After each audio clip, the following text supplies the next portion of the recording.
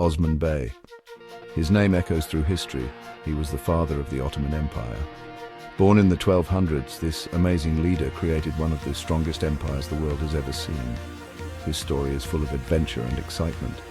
It shows his ambition, bravery, and smarts. Osman led a small group of Turkish nomads and turned them into a powerful force. He changed history forever. This video explores Osman Bey's life.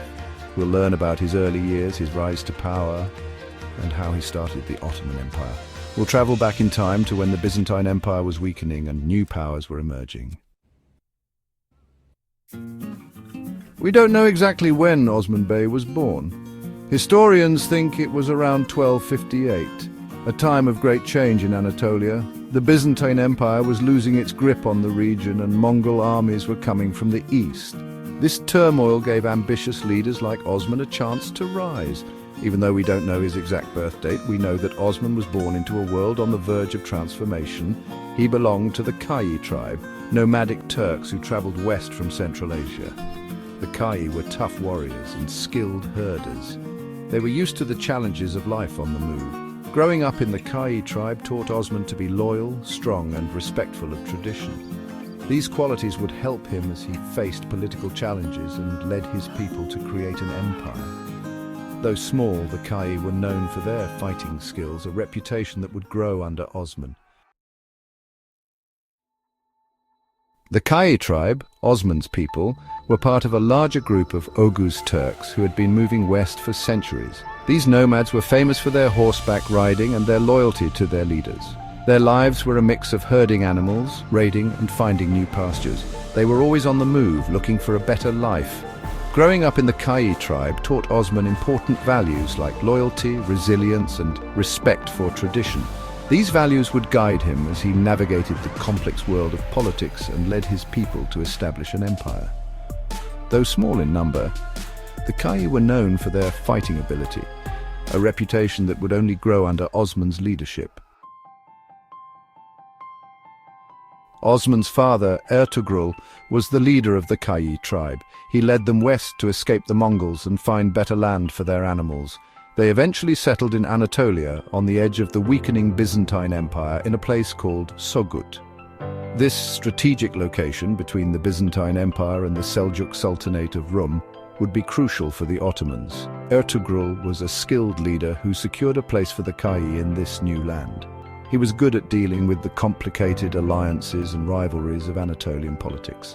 By the time he died in 1281 or 1291, Ertugrul had secured a small but important territory for his people, setting the stage for his son Osman's even greater ambitions.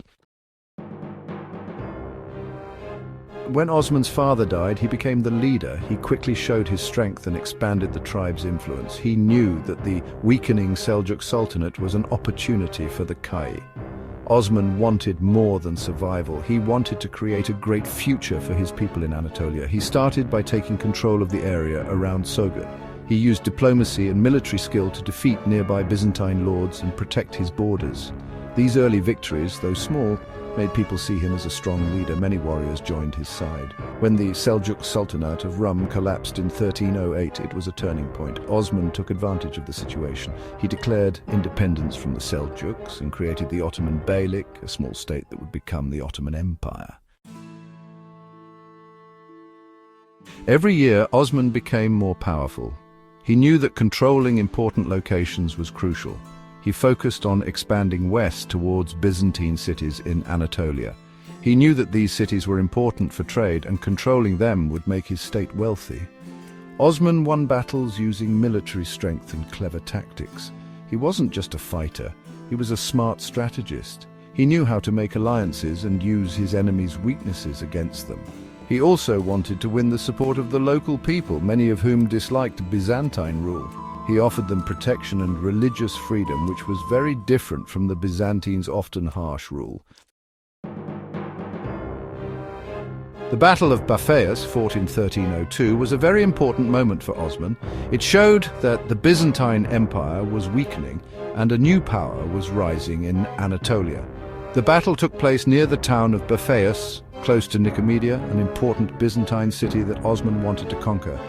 Osman's army, made up of Turkish warriors and volunteers hoping for riches and glory, crushed a much larger Byzantine force. This victory shocked everyone. It proved the Ottomans' growing strength and the weakness of the once mighty Byzantine Empire. Bosphorus was more than just a battle. It made Osman the most important leader in the region. Osman didn't just want to win battles, he wanted to build a strong and lasting state. He created a system of government, introduced Islamic law, and supported art and science.